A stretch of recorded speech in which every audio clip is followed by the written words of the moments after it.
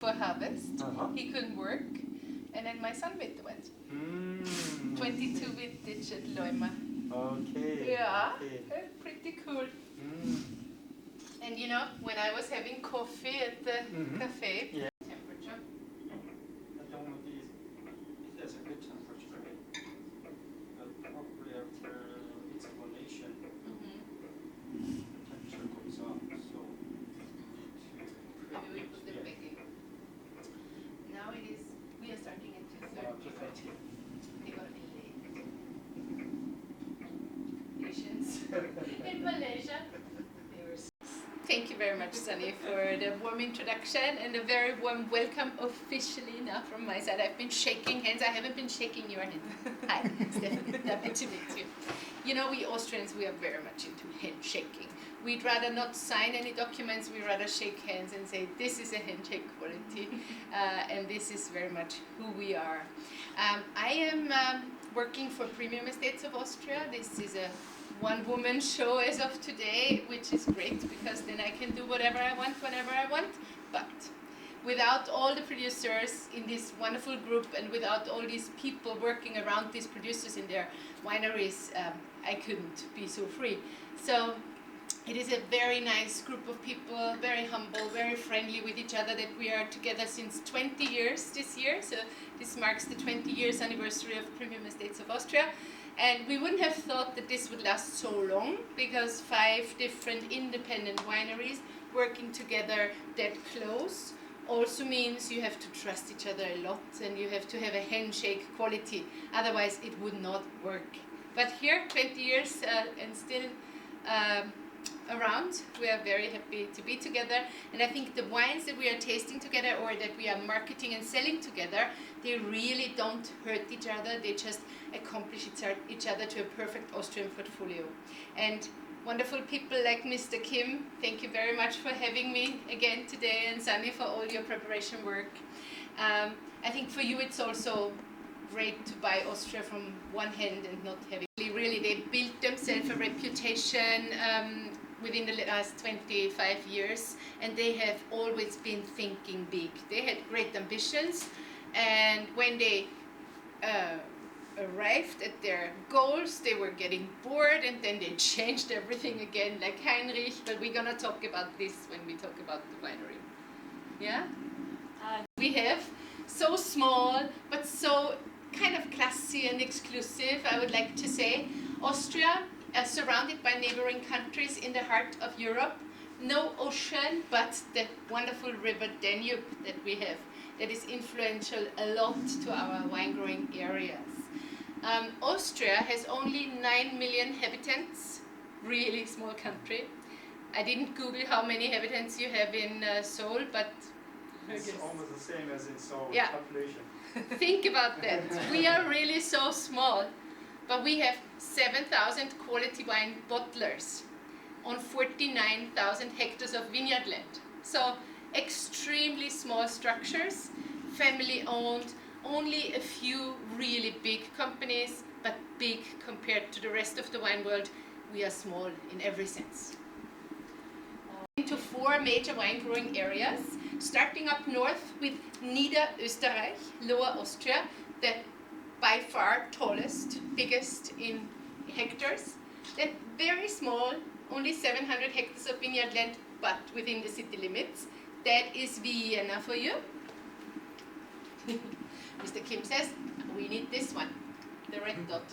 And then at the Hungarian border, this is the border to Hungary. This is our red wine country, Burgenland, hot, flat and dry. And this beautiful green heart of Austria is the the Steiermark. And we are going to visit this particular part down here later, Südsteiermark. But that's the 4 major wine growing regions of Austria.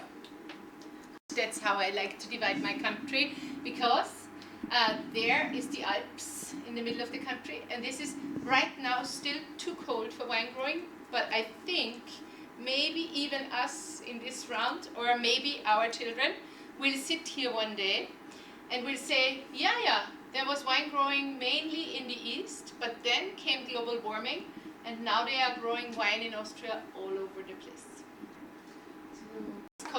Carinthia, and a little bit up here in Salzburg. In Upper Austria, yeah, but really only a few producers that are trying their luck.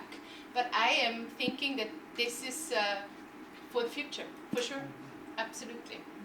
그래서 현재 지금 이쪽에 그 스키에리아라고 말한 남쪽에도 커런시아라고 하는 그쪽 지역에서도 지금 현재 포도를 재배하고 있다고 합니다. For now, we are sticking to what we have, and we have also, being surrounded by other countries, we have a lot of climatic influences from all the sides, you know, from all the directions you can imagine, and they are very different as such. So, number one over here, this is the Pannonian Plate, Hungarian Pannonian Plate. From here we get a lot of warm wind, very good for the red wine growing. Number two, not so good, but yes, we also need the rain. Nature needs rain. There's a lot of rain coming from the west. Most of the rain we get into the center of the country, and here also to the wine growing areas up north, comes from here, from the west. Number three is the cold winds from up north. And number four is warm, Adriatic, mild Mediterranean climate from the south. So all of those are clashing here at the Alps that I'm running through, and very often this one sticks to the southern part of Austria, and the rains don't go further. So here is a very interesting microclimate happening. This region of the country gets 3 times as much rainfall as the rest. Südsteiermark. Again, my home Austria is divided into those sections, those 4, but in those 4 wine growing areas, we implemented DAC appellations, Districtus Austriae Controllatus, and this was started in 2000 with the first DAC appellation for Grüner Veltliner, our national white wine grape, in our biggest wine growing area, Weinviertel. That was the birth of DAC, and in 2022, we finally, after 20 years, we finished all the DAC areas. The last one was Wachau, or I think it was Wachau was one of the last ones. So now we have it all. It's continuously changing and adjusting to the needs of the wine growing areas. So the latest news from the DSC appellations is very influential for my work also, and new knowledge for all the people working with Leuma wines. So Kamptal DSC used to be Grüner Veltliner and Riesling. Now it opened for Chardonnay and Weißburgunder from the 2024 vintage. But even more crucial and important is that if you want to bottle a wine from Kamptal as a DAC, you have to be either sustainable certified or organic. So this is mind-blowing, very good news, because with this, they are maybe inviting other DAC appellations to do the same. And maybe one day, Austria's DAC appellations will be sustainable or organic as a standard. We are all biodynamic farmers. For us, this is not so, but it's cool. If your neighbors are all organic, then, I celebrate this decision big time. Sustainable Austria, I'm not the biggest fan, but it is one of those regulations that you can apply for. But to be certified Sustainable Austria is too easy.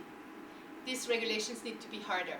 But organic is great, so let's celebrate this day. I read it yesterday in the news and I was very happy about that. So that's brand new news. You are the first ones to know outside of Austria. The region turning sustainable or organic leads me towards this. So this is what I'm living for. This is why I'm going on an airplane to show you wines from these specific producers, because they really dedicated their lives. Not from the beginning. I don't want them to look like saints, right? They have all been conventional producers when they were young. But in 2006, everybody in the Premium Estates group, except for Sattlerhof, they joined a little later, decided to bring more biodiversity into their vineyards, and they understood that the way of farming or the way of manufacturing vineyards would not be sustainable on the long run.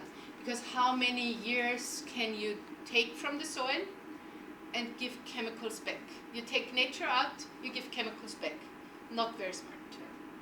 Can work for a generation, maybe for a second one. But what about the third, the fourth, the fifth? And what about your wines? What does this do to you, the fruit that you grow? Is this producing mainstream fruit every year the same? Or is there diversity possible with chemicals? Don't think so. So we decided, or they decided very soon, we are not producing Coca-Cola, we are producing wine. And wine is something lively. Wine is a lively product. Comes from Mother Earth and not from the factory. Yeah. Compost. It's really our best thing we have. Because if you take out from the soil, then you have to give back. You have to have a healthy microbiome, just like in your body, and you need to feed it with good nutritions. And this is good nutritions because this is made from cow dung that is from our neighboring farms, not from our own. We are still not perfect, but we're working on it. We're never going to have our own cows, really. I'm saying never now because I don't see that coming, but who knows. But we are working with our neighbors so that the terroir we are actually taking is as close as possible to ours. And then we are using here underneath the wood from when we are pruning in the winter. We take the wood home and then we make small pieces and then we put it back into the dung and then we mix it and it starts to ferment or to transform into beautiful soil over the winter. And this is feeding the soil with healthy nutritions. And then there is another spraying that we produce ourselves. This is cow horns, and we fill them with fresh dung just after the harvest. We did this like 3 weeks ago. It's very nice. It's a big table like this, and we are all meeting up. And then there is fresh cow dung in boxes, and you have a spoon, and you put it in, and then you shake it, or you do like this. And you make sure that it goes all the way down here. You never know, but you do your best. And then you take those cow horns and put it into the soil over the winter. You find one specific place in your vineyards that you think has the best energy and the best connection to the sun. And this is where you put in your cow horns. And then you bury them there and you take them out in June or in May. June. Yeah, in June. So that's how long we bury them. And it converts also to very nice soil. It stops smelling. Really, now it was smelling. It was fresh from the cow. But then when we take it out, it's not smelling anymore. And then we are dynamizing it in water pots with our own energy. And then we bring the dung thing out on the ground. We have another spraying. This is 500. The other one is called 501. And 501 is pure white quartz sand, very fine grained, that we also put in water, dynamize it, and this we are spraying on the leaves to collect the sunlight. So that's the two things that we do. It's not actually so complicated, and sometimes people look at me like, "Oh, are you a little?" Yeah, but no, it's actually really logical. So I hope you find that logical too. Because I think we're all thirsty. We need to find some wine. Mr. Kim found us some wine. But just a few more words how we are working. So biodynamic includes also hand harvesting. Sunny? It includes hand harvesting. Sunny. Yeah. So just translate this because I'm going to change slide. 네, 이 바이오 다이나믹 그리고 여기 3시간 운송. You see, this is 20 kilo baskets. It's like going to the market and buying fruit. Really very careful because whatever is not damaged is not going to oxidize. We don't want oxidation. So that's why we don't want the running juice in the boxes. 저기 그 트럭 뒤에 보시면은 바스켓이 되게 작은데요. 한 20kg 정도 담기는 바스켓이라고 하고 그 포도가 손상. Gravity is also another friend of ours. Not to pump is really a luxurious situation. So if you have a cellar on 3 levels and you can do everything with gravity, that's really good for the grapes and for the wine in the future to come. 그래서 이렇게 그 중력을 이용해서 그 굳이 이렇게 Be surprised, we are working with stainless steel tanks 그리고 스테인리스 탱크를 사용하고 있고요. and with oak barrels. I love them much more, but some wines just require a little bit stainless steel. But this is the better home for longer lease aging, I would say. 이거는 롱 에이징 하고 있는 오크 배럴이라고 합니다. 오크 또한 사용하고 있고요. And we are getting closer to the wine, I promise. Now we are starting with the first winery. This is Fred Loimer's winery in Kamptal. 여기 보시는 지금 와이너리는 캄스탈 지역의 로이머 와이너리입니다. Some of you have been there in person. You have seen the black box. When Fred built this in 1999, he started to build, and his neighbors were not very amused because this was the first building that was so modern. All the other cellars in the cellar row down the road are small and cozy and lovely, and all of a sudden came this black box. And nowadays we are happy that he was so brave and built this, because a lot of people from all over the world are coming to Loimer to see him there. So I think sometimes you just have to think a little bit outside of the box and build a box to be remembered. 맨 처음에 In his 60th year now, he turned 60 and he's still smiling and still happy. He has done a lot of good work for Austria, for the reputation of the wine country Austria, for all of us in being a pioneer all the time. Biodynamic farming, I bet, would not be so big in Austria if it wasn't for him. He was the driving force to get the Kamptal DSC where it is. So these days he is still not tired of inventing new things, and Mr. Kim will be shocked if I tell him what's coming next year, but I will tell you over dinner. So he's not getting tired, and now we are tasting some wines of Fred, huh? 이분이 이제 프레드 로이머 씨. Then Grüner Veltliner to start our Austrian tasting class. 그리너 벨트리너도 20% red wine, and the majority of his white wine is Grüner Veltliner. So we are doing Grüner Veltliner in Lois along the river Kamp, that gives the name to the wine growing area. This particular vineyard is the most famous Riesling site we have in Austria. For the Wachau lovers, close your ears. I think it's the most famous. It's the Zöbing Heiligenstein. With not so acidic varieties and make one wine out of it. I think we are going to. 이제 오셨는데요. 그 비엔나에는 이제 저희 비닝어, 프리츠 비닝어 씨 여기 모습이시고, 이분은 좀 어쩔 때는 목소리가 클 때도 있으시고 그런 분이시라고. Elisabeth and his son Maxi and his daughter Sophie, and I lost her name right now, but very beautiful family. They are all already helping hands in the winery. Sophie is working with our American importer in New York right now, and Maxi is finishing winemaking high school, and his sister, or their sister, she is a fashion designer, or an upcoming fashion designer. So she might want to come to South Korea for an internship very soon. When it comes to fashion, you guys are there and we are there. 그 이제 비닝어 같은 경우는 Last picture, and this is the Charles Church, and this is our giant wheel. So that's 3 landmarks. I think Fritz was very smart in creating this logo, bringing this to every bottle that we are sending out to the world, because it's kind of significant. Yesterday I got a picture from a friend in South Africa drinking a bottle of Wieninger, and he said that's such great marketing on this bottle, to give you an idea how he did it. And then let's talk about wine in Vienna.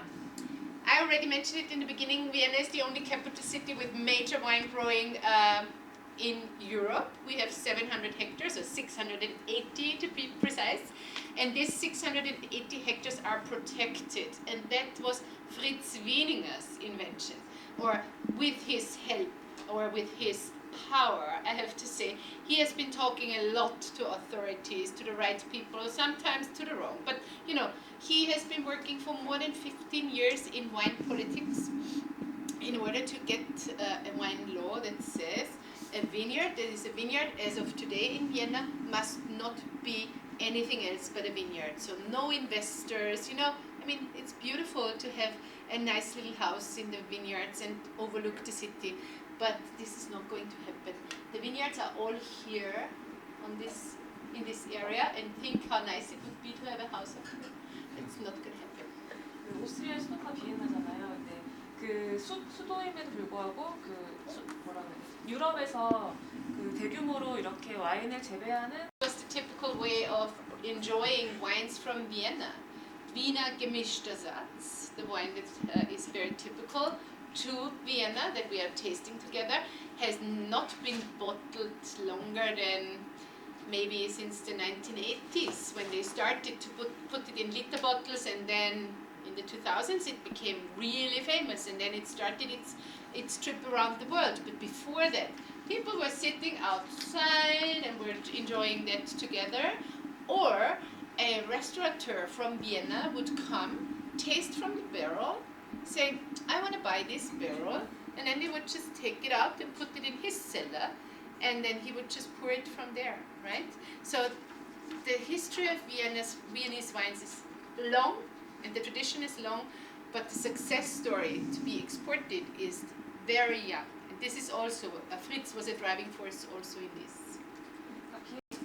And then we have yellow, Grüner Veltliner or Chardonnay could be.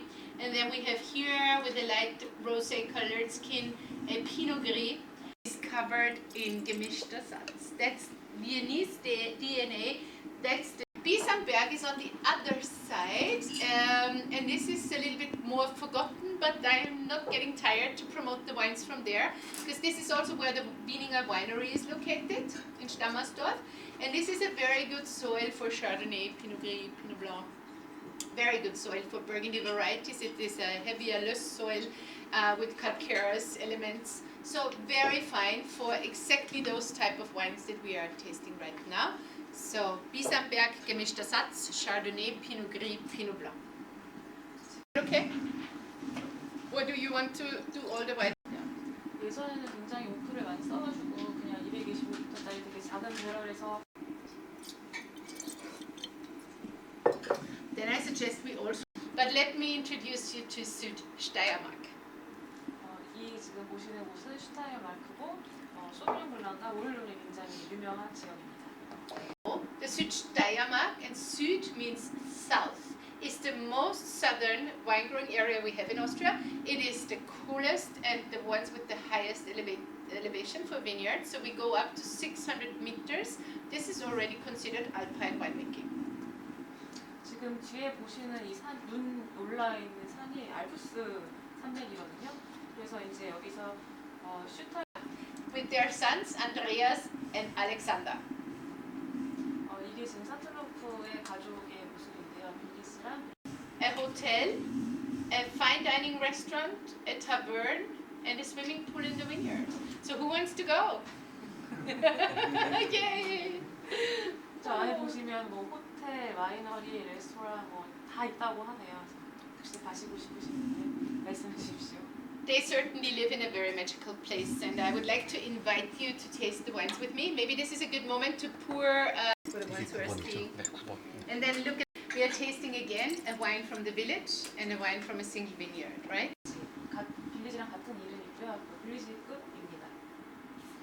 And you caught me, I have an American presentation here. I have the altitude in feet, I'm sorry. But you know, I'm using this wherever I go, and then sometimes I need feet and sometimes I need... I know the Yeah, you know the... Yeah. 이거 미터로 계산하면은 한 300에서 480m 정도 되는 고도거든요. And this was the Kranachberg.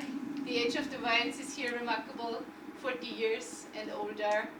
And I think we can all agree there is a lot of smokiness going on and herbaceous notes that makes a Sauvignon Blanc from our area so much different to a New Zealand Sauvignon Blanc. And also makes it different to Sancerre, even though we all love it. But I think Austria found its own place on the map, or we are about to find our own place on the map of the world of Sauvignon Blanc. Everyone? Morillon? Sehr good. Oh, that's music in my ears. I love that. People, you are so good.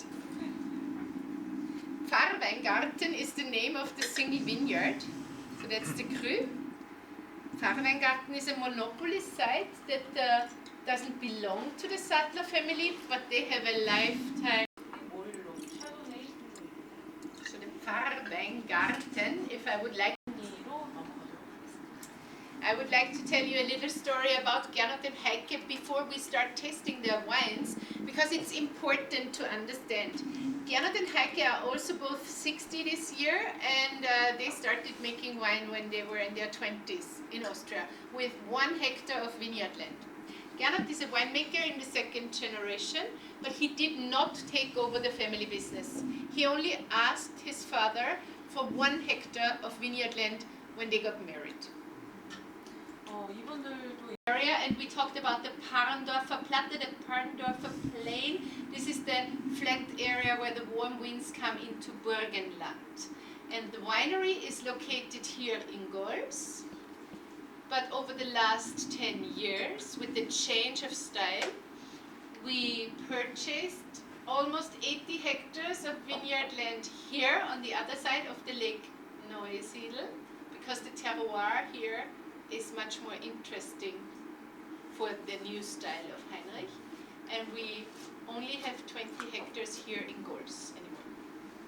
Just showing this picture to mention the diversity that we are trying to bring into the monoculture wine. So only here there's more than 20 new trees that we planted, and you see this big one, this is a cherry tree. Even though it would be so much easier to drive through the rows without having trees in between, but we need to do this in order to keep biodiversity and the wildlife in the vineyard. I have so much more of, because the world is, as I told you, maybe not ready yet for Blaufränkisch so much, but for Pinot Noir the world is ready any day, any time, I think.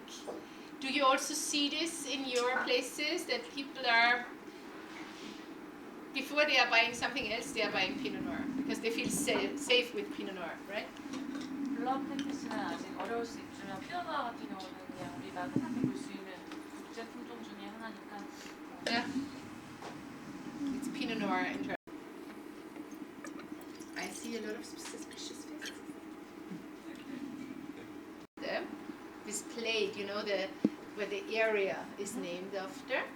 Panobile is a group of 9 producers that are all from the same village, all from Golz, where Gernot and Heike are home-based. They have blends best, and in this year it was a blend of 60, so it's dominating Zweigelt and earlier.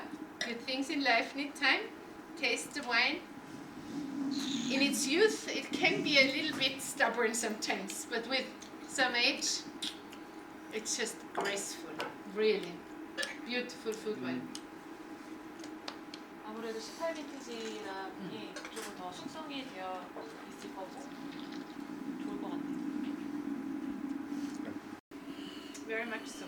So you agreed to Italy and to that. Yeah, we are neighbors, right? Italy, Austria, it's not here as with the Chardonnay Select, the reduction in new oak whole clusters and the reduction of the new oak. 하이스단이라는 분이 원래 소유를 하고 계셨는데 그분이 갑자기 뉴질랜드로 자기 가야겠다고 얘기를 하면서 그 비닐.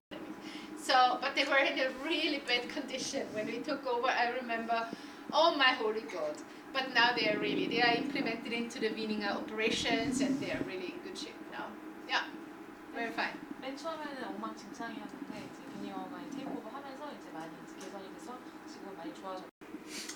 And with this, he took over a whole winery, extremely fresh, natural wines that don't show that they are 6 and 7 years. That is written in the Austrian wine law. So I'd rather call this the natural wine. Do you have internet here? Can you open austrianvineyards.com? That would be super.